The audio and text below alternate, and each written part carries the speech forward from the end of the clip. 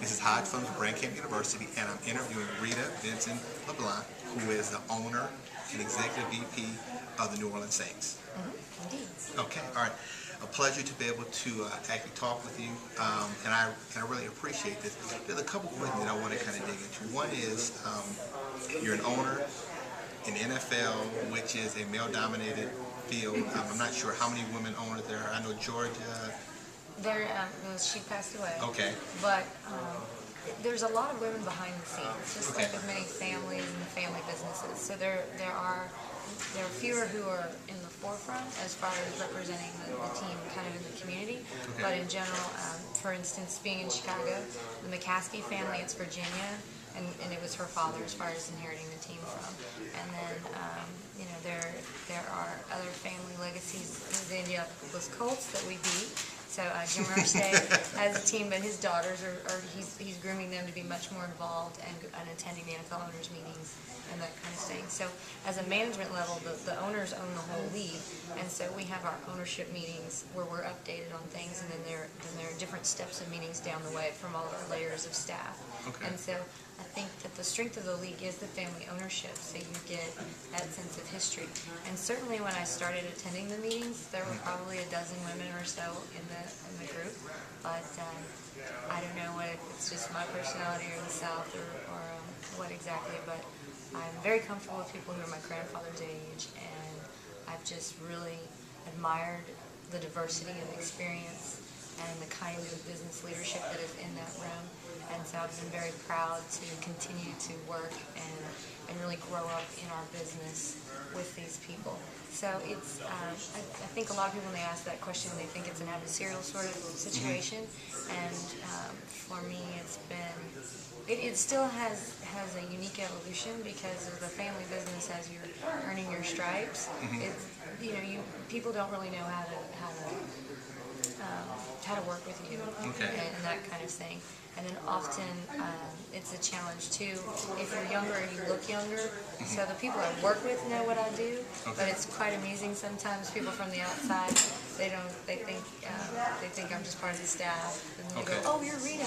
Okay. "No, that's me. I do that," that kind of thing. So but I just take everything in stride, and I've just worked really hard. But I think it's an inspiring industry. The NFL is the greatest league in America, and I think the world too, as far as how we have parity, we have the integrity of the game, and just outstanding role models as far as our players. You brought up a very good point in terms of talking about family business. When I look at family businesses, you go to the Rockefeller, you go to Wrigley, typically the first generation is passionate. They're the one with the idea. They built something from nothing. Okay. In terms of being the next generation, how do you keep the passion, the drive, or even take what your father did to another level? Well, in my case, it's grandfather. Okay. So I think you can see that too. A lot of times the grandparents and grandkids get along, whereas like you don't get along with your parents a little bit, Okay. So I think that worked for me. Sometimes it's just the personality of the individual, because it doesn't really make much sense that I was always interested in business, and I was always paying attention instead of necessarily playing as much. I was paying attention to what the people that worked for us were talking about, what was happening with the companies, and so sometimes it's just kind of who you are. But I am very conscious of as I have nieces and nephews and that sort of thing, we're expecting them. How will I inspire them to have this opportunity, not to take it for granted, but also have a strong work ethic? And for us, I grew up on a ranch, and so I knew that if the power went out, we had to fix it. So there's things that in growing up in a rural experience that did not make going through Katrina and Rita easier, but I just had a different mentality of I don't have an expectation that somebody else is supposed to fix things for me. And again, that's just a unique situation as far as growing up myself.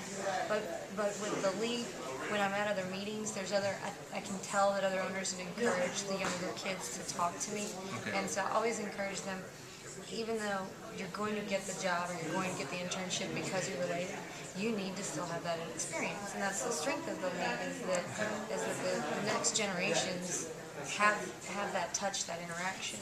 And it's easier when you're younger. I mean, a lot of these people who buy the team, you can't, as an adult, you sort of can't grow up and you can't necessarily do an internship with every department, whereas I had time to do that. So it's an interesting situation.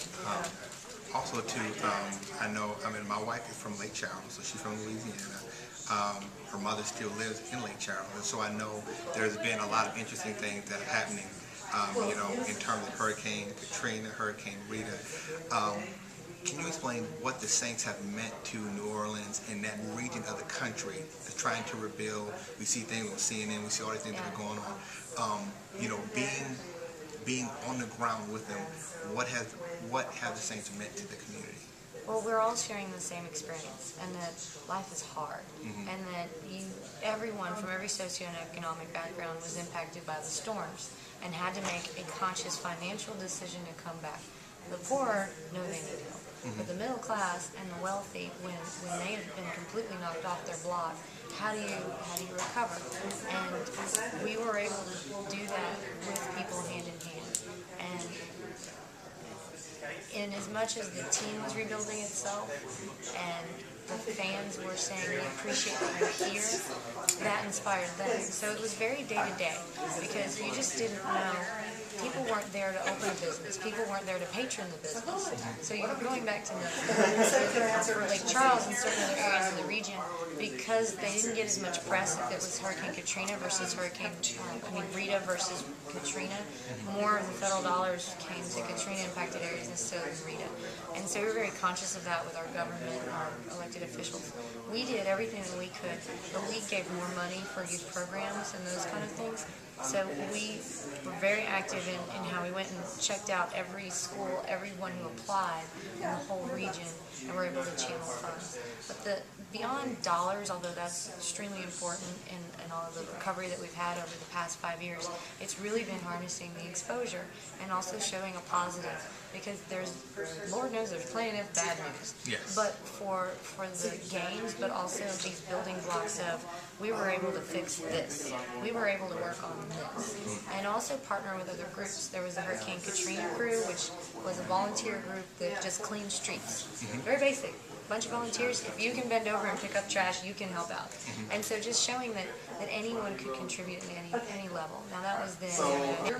And then now, to fundraise for the Gulf, we won the Super Bowl. So we took a ring and we raffled it. Okay. So any fan, we had about 50,000 different people get raffle tickets. Now if you bought too many more, then they were as low as 75 cents. Okay, but originally they were $2 each. Okay.